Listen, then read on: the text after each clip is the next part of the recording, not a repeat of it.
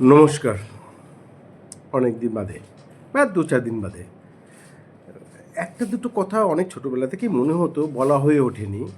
সেই কথাগুলো বলবার জন্যই আজকের এই ভিডিও। বিষয়টা হচ্ছে একটা, সারা পৃথিবীতে এবং পশ্চিমবঙ্গে বা ভারতবর্ষেও যারা চোর তারা বড় আইনের সমর্থক। তারা বলে আইন আইনের পথে চলবে। আর গরিব মানুষকে আপনি বলবেন পুলিশ আসবে, ভয় পাবে, পালাবে এবং তাকে ধরে পেলানো হবে। কিন্তু কোনো বড় নেতা মন্ত্রী কিংবা শিল্পপতিরা পালায় না। পালায়, নীরব মোদী পালায়, কিন্তু বাকিরা থেকে গেলেও তারা দামি, আচ্ছা দামি উকিল মানেটা কি? সে কি বেশি আইন জানে?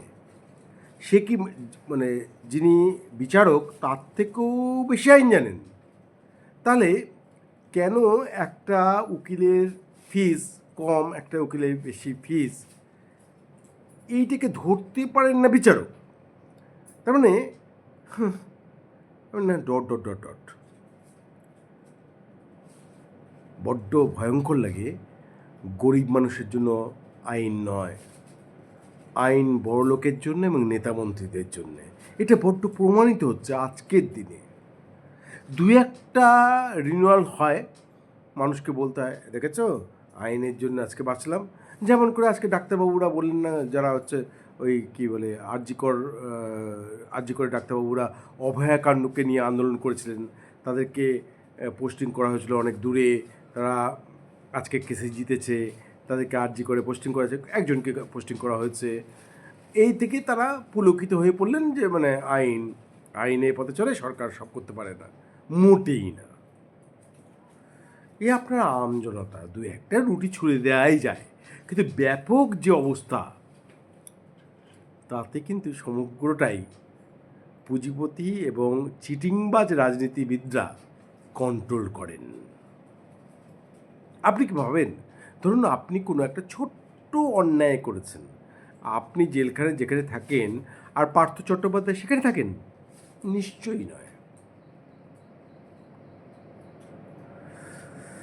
কুণালবাবুদের মতো লোকদের তো দায়, ওটা না করলে বড্ড তিনি অসহায়, তার অবস্থা জটিল হয়ে যেত।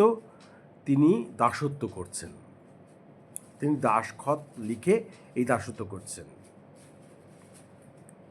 এর মানে এই নয় বিজেপি বা সিপিএম বা অন্যান্য দল সাধু।